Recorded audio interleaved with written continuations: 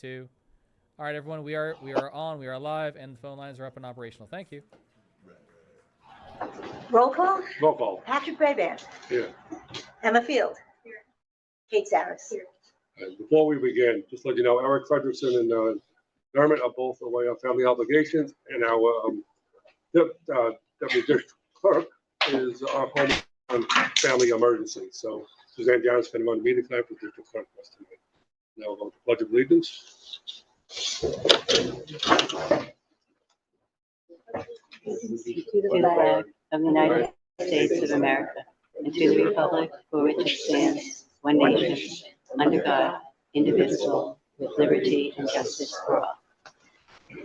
I'm going to go to a public hearing first. We're now holding a public hearing concerning the district-wide safety plan. District safety plan be on our website to review and comment by members of the public. If there are no objections from my fellow board members, I'd like Nancy to invite to speak a little bit on the proposed changes. Okay, so this year our district-wide safety plan is mostly the same as it has been over the last couple of years. We meet on a regular basis with our emergency response team and with our law enforcement, and we go over our plan each year and we check it. The only current changes are mostly staff. We've had some changes in staff. We have Matt Shimkus now as our assistant principal, and he's taken over all of the responsibilities that the prior assistant principal did. We have some new clerical people that are also part of the emergency response plan. And then in addition, going forward, the state has a new requirement for districts that we all have a CPR AED plan in place. Fortunately for us in Springs, we did have many of our staff trained in CPR and AED last year. Part of the plan, what we have to do is list the people, and we also have to create a map of where all our AEDs are. We currently have about 8 AEDs in the building.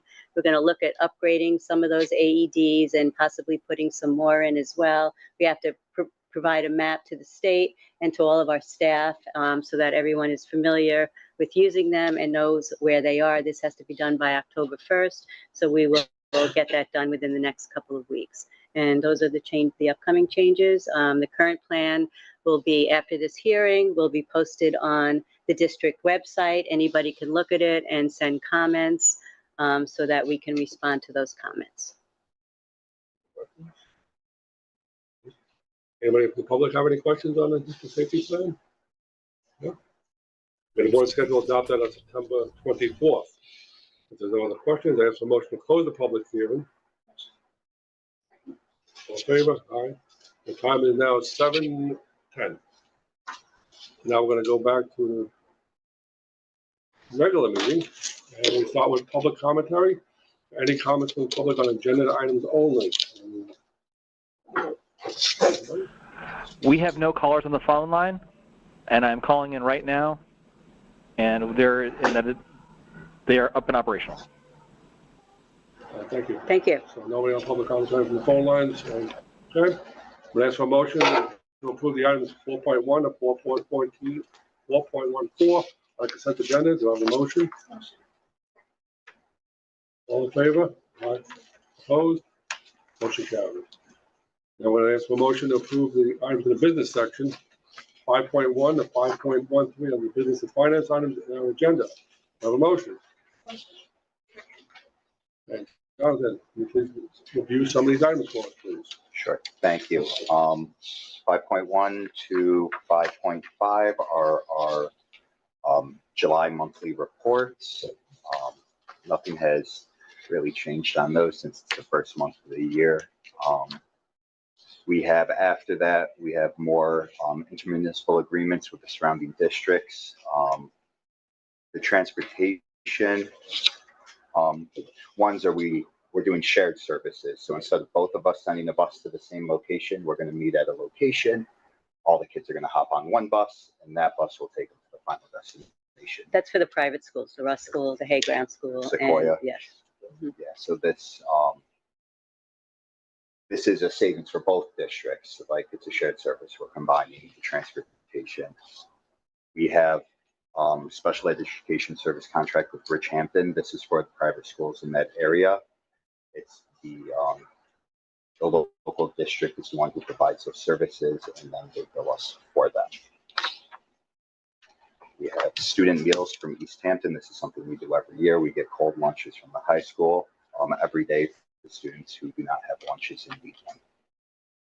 There is the SYA agreement for the annual lease. And then we are receiving a child from East Hampton for special education services. We have our final BOCES bill, came out in July. So we have the final contract that needs board approval. We want to continue using the school bus stop arm program that the county has that is very successful in collecting fines from people who don't stop for school buses. And that's pretty much everything under the business and finance. That's a $6,000 grant from the county that we get that provides cameras on the buses so that the cameras can identify anyone that passes a bus on the side of the road. 6,000 in fines collected And the within the fines go district. the fines go to the district. Yeah, yes. So that's from the Just Springs district. And the fine bus services. That would be a good thing. Help us make it out of the bus. Yeah. The big season out, is that pretty much on budget with what we expected?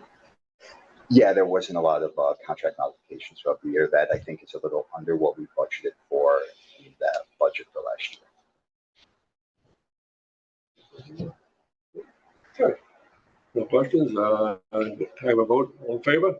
Aye. Opposed? Motion carried. Okay. New business. That's a motion to approve items 6.1 and 6.12 on the new business item agenda. No motion. Nancy, can you please help us with that? Okay, so as required, the first one is to approve the first reading of policy 7316. And currently, as required by new state regulations, we need to adopt a policy for our 7th and 8th grade students on the use of internet-enabled devices during the school day, which really means cell phones. I'm sure you've all been reading in the newspaper that this is a new requirement from the state. It is for students in 7th through 12th grades. Fortunately, here in Springs, we really don't have an issue with cell phone abuse in the school, but what we are going to be doing is all students have to have their cell phones in their lockers from the beginning of the school day till the end of the school day, unless it's for health reasons, and it's, obviously from the nurse or parents that there's a health reason that a child would have to have the cell phone.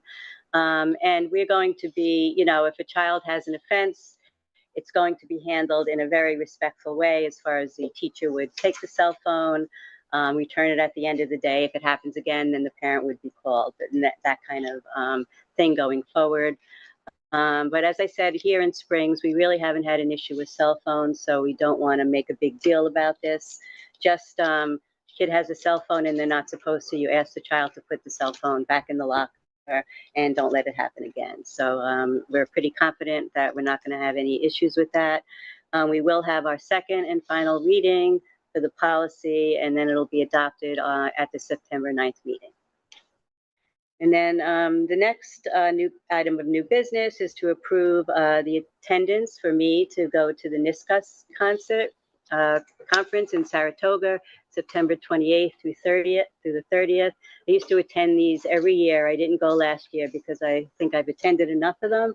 But this year, we've been Adam Fine, the superintendent of East Hampton, Brian, the Dobler, the superintendent in Shelter Island, myself, and Sam have been invited to do a presentation at the NISCUS conference. We're doing a presentation about shared services. As you know, regionalization has been a big topic, and we've been very, very successful this past year with creating shared services with our districts that are saving both districts money and are really beneficial to us and to the school districts. And we've been asked to do a presentation upstate, so we're excited to do that, and I'm hoping that you'll approve me going there.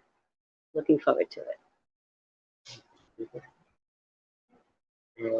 I'll make the motion, but I'd like to change the agenda. It says 6.12. We change that to 6.2. Yes, absolutely. Yeah. And I make a motion. Motion. All in favor? Aye. Okay, thanks, Nancy.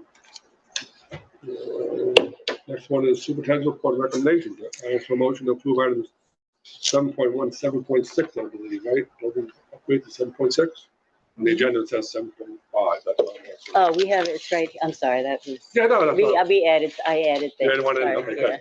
Okay, good. So I can't, okay. We had a donation that I added, which No I'll motion. read. Motion. Perfect. Okay. All right. Can you please vote these items, please? Okay, so one of the favorite things I get to do is welcome new staff. And this year, we're very, very excited. As you all know, getting talented staff on the East End is very challenging. The commute is getting more and more difficult for people from Up Island. And we are very fortunate that we were able to find local people to fill needed positions in the district.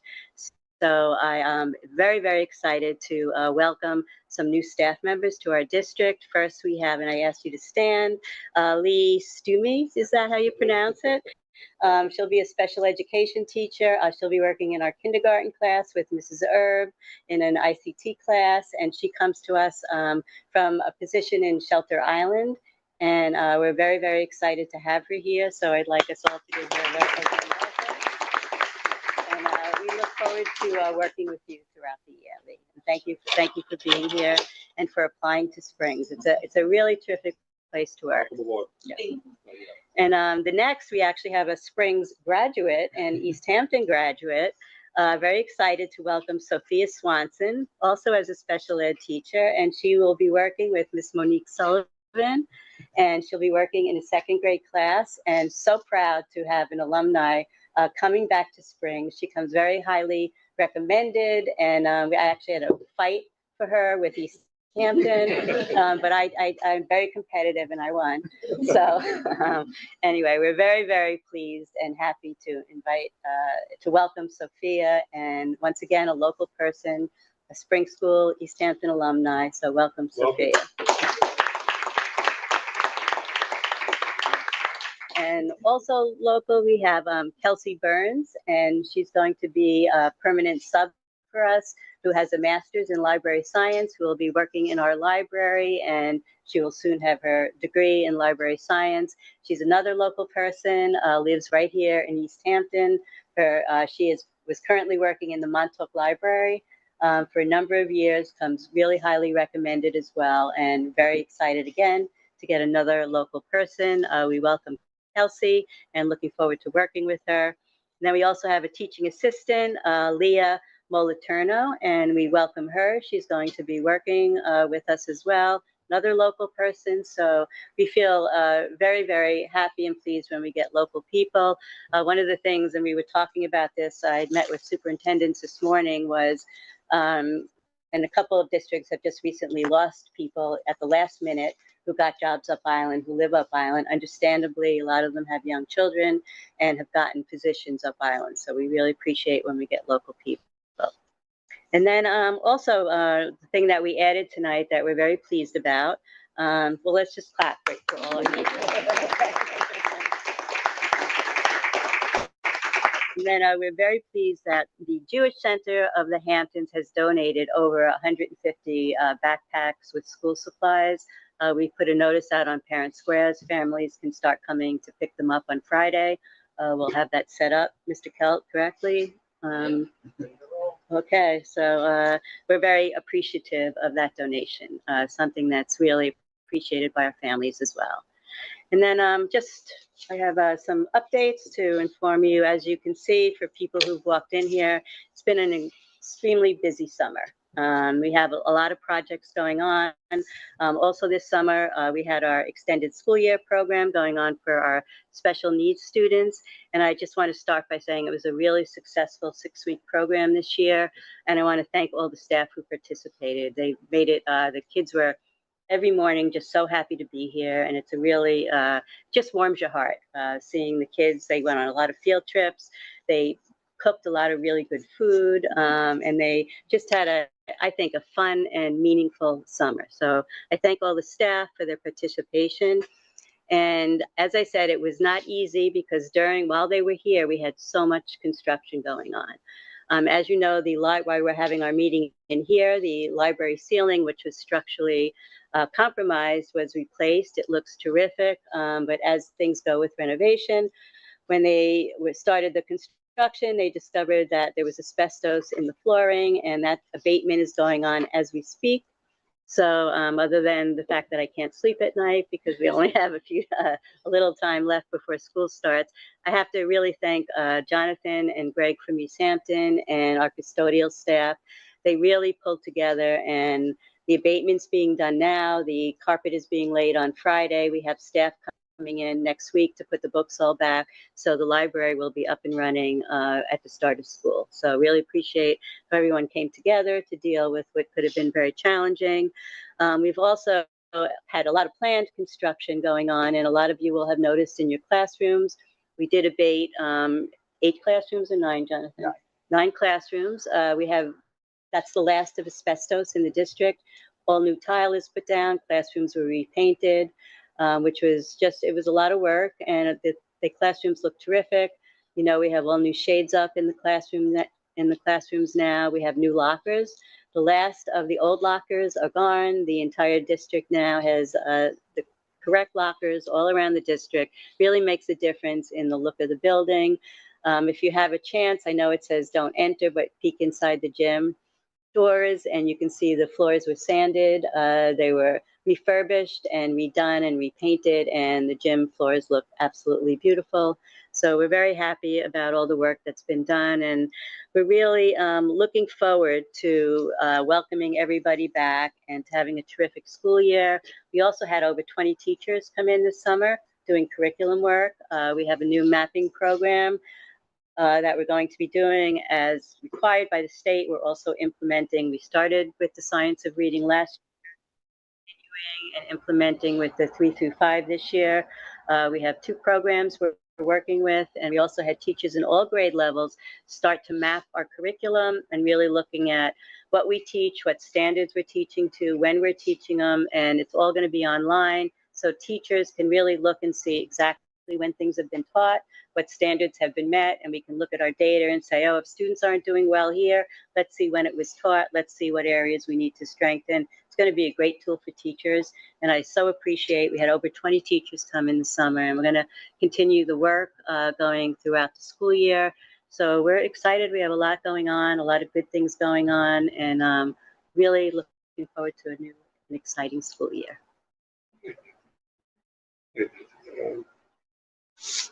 Yeah, I just want to welcome everybody aboard to the Spring School family. That's fantastic. I see Sophie here. Really good. You did a nice job, Nancy. The candidates, it's great. You know? Yeah, it's great I people. basically walked around the school before, you know, and I'm always amazed at how teachers come during the summer and set up their classrooms. You know, Monique was in there trying with the kids the other day, she said. But it's just, you know, it's really nice to see that. You know, we don't get to see much of it on board as well. So I just walk around the school and see the teachers making a classroom their own. You like the big colors of the room too? Yes, well, yeah, Joan picked the colors. Yeah. Yeah, Joan Branch picked that beautiful soft green. Very nice, yes. And Melissa's room was set up how many weeks ago, Melissa? Well, she had last day of school you set up? Yeah. Great. And we do have new cabinets in Sean Knight's science room. The board saw them. That was done this summer as well, and I think they look terrific, much needed, that's for sure. So now you have to get to work, Mr. Knight. You want to make a motion to hire these people? Second. All in favor? Aye. Yeah, congratulations. We're going to follow public comment number 2. Any comments or questions from the audience of LTV? We have no public comment. Fantastic. Adjournment. Make a motion to go on adjournment. All in favor?